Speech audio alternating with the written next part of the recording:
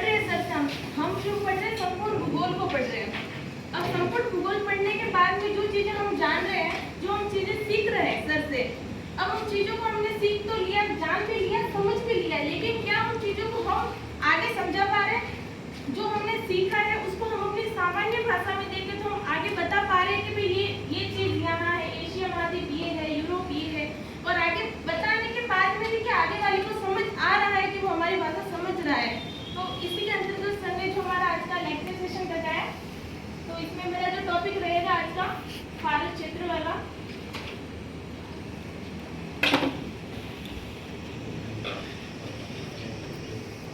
भारत क्षेत्र हो गया। भारत क्षेत्र, अब भारत क्षेत्र किसी ने पढ़ा है भारत क्षेत्र को? नए बच्चे जिन्होंने नहीं भी पढ़ा कि भारत क्षेत्र कहाँ है, तो भारत क्षेत्र को पढ़ने से पहले हम ये कहाँ स्थित है, इसकी स्थिति क्या है उसको थोड़ा जानेंगे। तो एशिया महाद्वीप जानते हो, एशिया है क्या? थोड़ा बहुत तो पता ही होगा कि पहले तो ये बता दो कि जो विश्व के प्रमुख महाद्वीप कितने हैं? 7 है। सबसे बड़ा एशिया। तो हम एशिया, भारत को पढ़ने से पहले थोड़ा एशिया जान लेंगे। तो एशिया महाद्वीप जो है वो विश्व का सबसे बड़ा महाद्वीप है, और क्षेत्रफल की दृष्टि से और जनसंख्या की दृष्टि से संसार का सबसे बड़ा महाद्वीप है।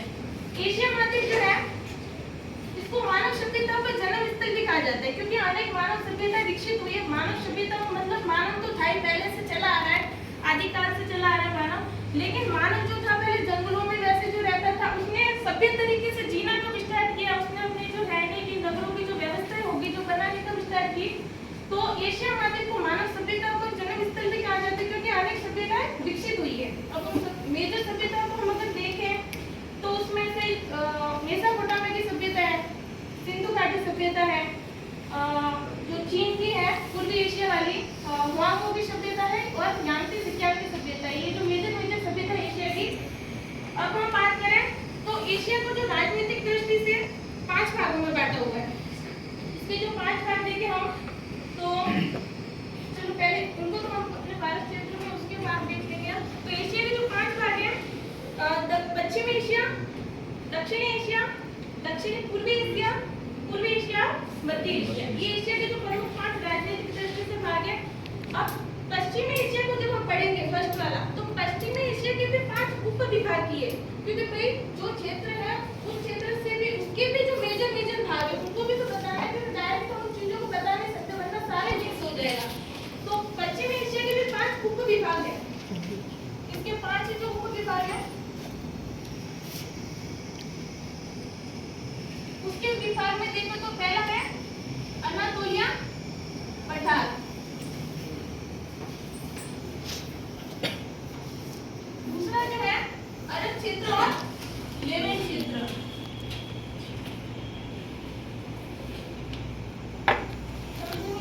समझने की कोशिश करना है, थोड़ी राइटिंग मिस्टेक है। लेवेंट का क्षेत्र। थर्ड जो है मेसोपोटामिया, मेसोपोटामिया का क्षेत्र। फोर्थ नंबर पर है फारस का क्षेत्र, फारस का क्षेत्र। और जिसका फिफ्थ है वो ट्रांस एशियन क्षेत्र भी बोल सकते हैं इसको, और ट्रांस एशियन देश भी बोल सकते हैं, ट्रांस एशियन क्षेत्र। अब ये हो गए पश्चिमी एशिया के जो हमने 5 विभाग देख रहे हैं। तो हम इसमें से जो अपना टॉपिक लेंगे वो क्या है? फारस का क्षेत्र पढ़ेंगे हम। तो फारस का जो क्षेत्र, अब मैं थोड़ा ईरान का आपको ये फारस का जो थोड़ा मैप बता दूं।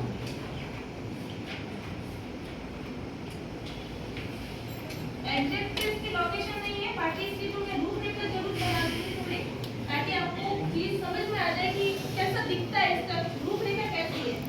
तो और इसमें भी आप देख सकते हैं जैसे कि ईरान की जो रूपरेखा है बना हुआ जो, तो फारस क्षेत्र जिसको वर्तमान में ईरान, मतलब इसको ईरान से जाना जाता है नाम। तो ये जो फारस की खाड़ी और कैस्पियन सागर के मध्य का जो प्राचीन साम्राज्य का क्षेत्र है, और इसका जो ज्यादातर भाग है वो जैग्रोस पर्वत श्रेणी और एल्ब्रूस पर्वत श्रेणी के मध्य स्थित है। मतलब ज्यादातर इसका भाग, ये जो मैं ईरान कह सकते हो, तो इसका यही भाग है ईरान वाला। अब हम ईरान की बात करें, ये तो ईरान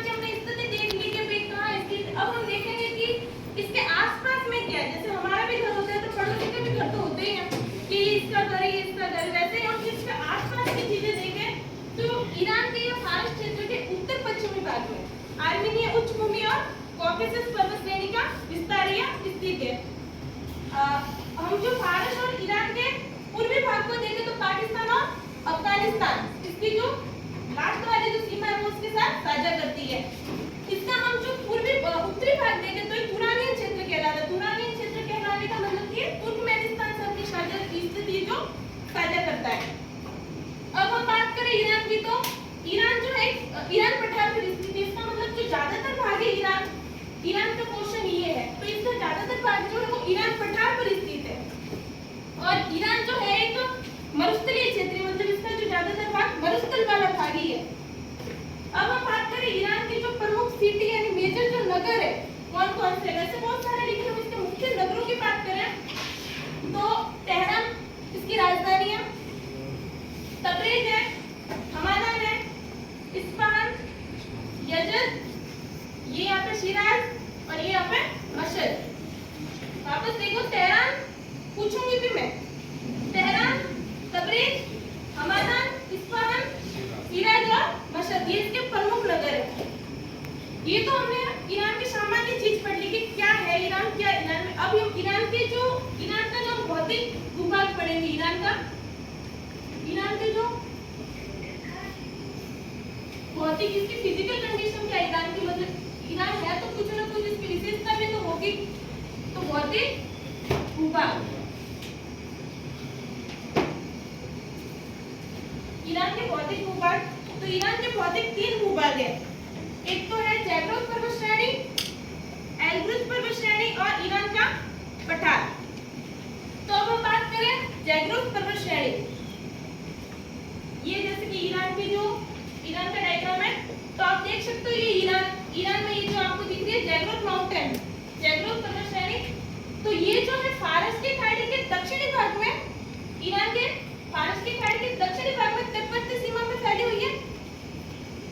और ये जो है अरेबियन प्लेट, ये इधर जो सऊदी अरब है, अरेबियन प्लेट और ईरान प्लेट के मध्य का अभिसरण क्षेत्र है। कौन सा क्षेत्र है?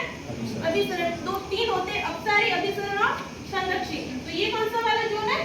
अभिसरण क्षेत्र, जहाँ मतलब प्लेटें होती है वो मुठभेड़ की स्थिति में होती है, ठीक है।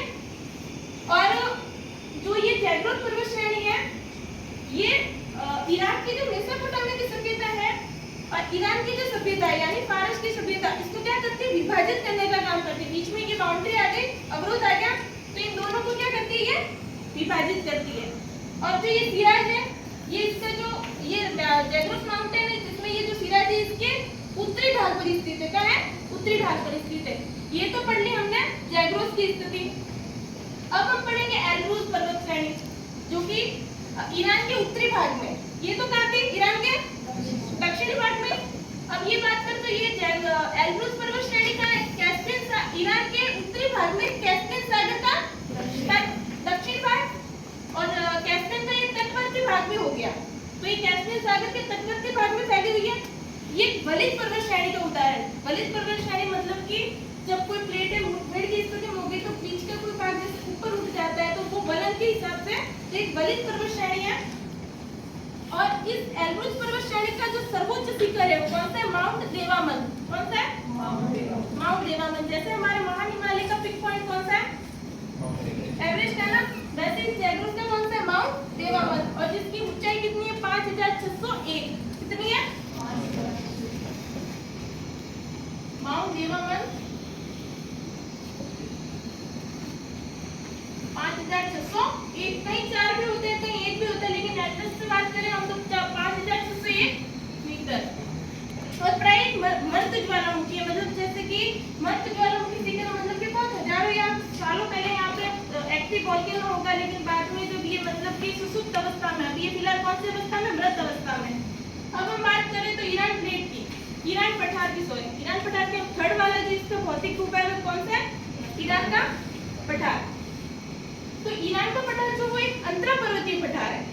अब अंतरा पर्वतीय पठार में पूछ सकते हो आपको कि अंतरा पर्वतीय क्या होता है?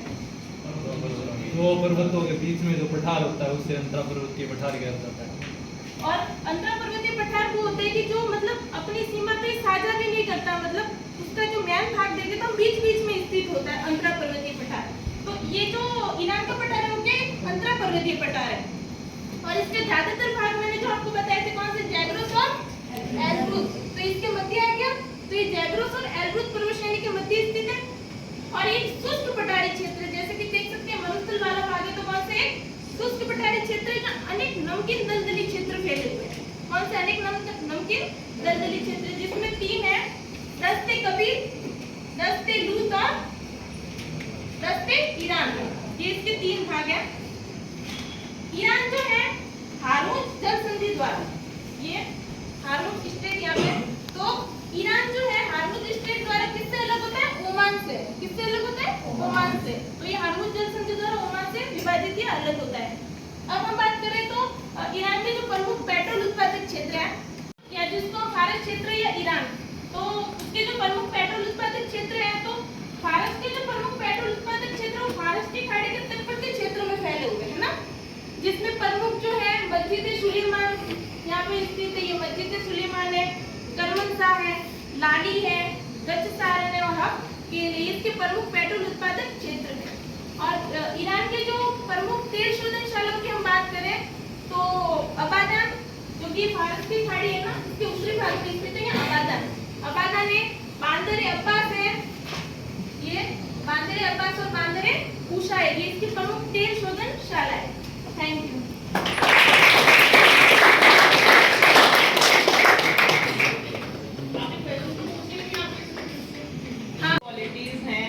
टीचिंग की वही नो अब एप्रिसिएशन तो वही सुनना है अपने को है कि नहीं? आपने बीएड कर रहे थे तो बिल्कुल आपकी टीचिंग में रिफ्लेक्ट हो रहा है। बहुत अच्छा आपका प्रोसेसिंग था। इतना सा बोलना चाहूँगी जैसे कि फारस क्षेत्र है, आपने बहुत